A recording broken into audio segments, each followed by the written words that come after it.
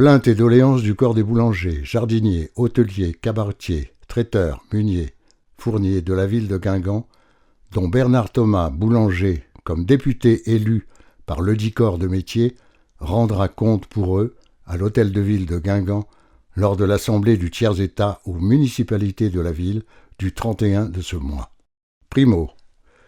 L'exportation des blés hors de la province que l'on fait si volontiers, sans la permission de Sa Majesté, avec laquelle on prive le menu peuple de la subsistance. On retient les blés dans des greniers pendant 2 ou 3 ans, alors qu'on a pu l'exporter ou qu'on n'en trouve pas l'occasion. De manière qu'on a vu avec horreur des marchés sans blé, des greniers pleins de blé perdus, et d'autant plus perdus que la police a été obligée, en différents endroits, de condamner des greniers et des barques de blé, de les jeter dans la mare ou dans les rivières, pendant que le citoyen malheureux périssait de famine et ne trouvait point de grain pour son argent. Secondo.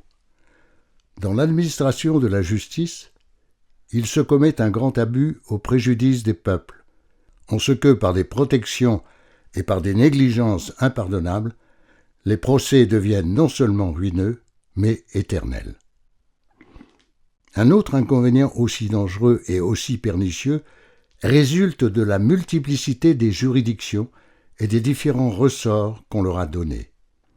En effet, un particulier peu aisé mais qui a raison dans son procès a le malheur d'être mal jugé dans la première juridiction, il a affaire à forte partie, il se voit 3 ou 4 appellations sur la loi avant de pouvoir parvenir à la justice souveraine. Il n'a pas le moyen de surmonter tous ces obstacles, de sorte que le jugement souvent d'un ignorant lui devient fatal et en dernier ressort, la vérité est opprimée. Tertio. Abus dans la répartition de tous les impôts en général et qui dérive du défaut de communication d'égayeurs dans cette ville, sur chaque corps de métier, de manière qu'on a vu et que l'on voit encore aujourd'hui en disproportion horrible dans la capitation, dans les 20e et dans l'industrie dont on ne connaît la source. Quarto. Abus et vexation dans la suite de fours et moulins, parce que la banalité est devenue dans les mains des fourniers et des meuniers un titre absolu de vexation en toutes sortes de genres. Quinto.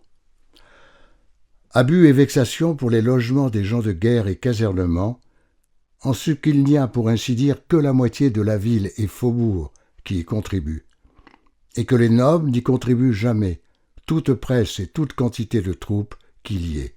Septimo. Vexation dans les impôts de boissons portés à un taux excessif d'impôts, et qui n'est survenu dans son principe que pour ménager les nobles qui n'ont jamais voulu contribuer à rien. Nono.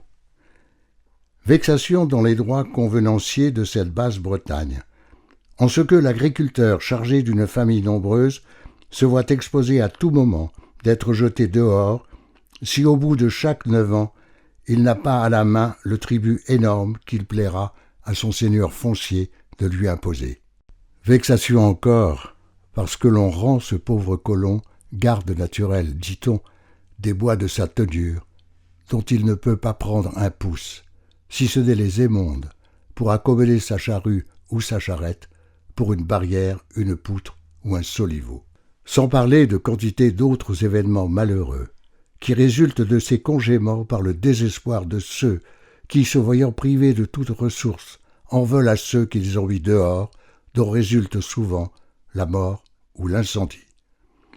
Arrêtés sous notre sein, déclarant nous référer à la prudence de nos députés pour le surplus et pour les réclamations qu'ils pourront faire, et à l'arrêté du tiers du mois de février dernier, ce jour 29 mars 1789, Thomas Guillaume, Lodéan, Montel, Louis Cordier, Charles Even, Yann Perrault, Lazare Geoffroy, Jean Fécaré, Jean Le Belguil, Pierre Lejeune, Yvon Thomas, Jacques Hamon, Jean-Louis Pénet, Jean Martin,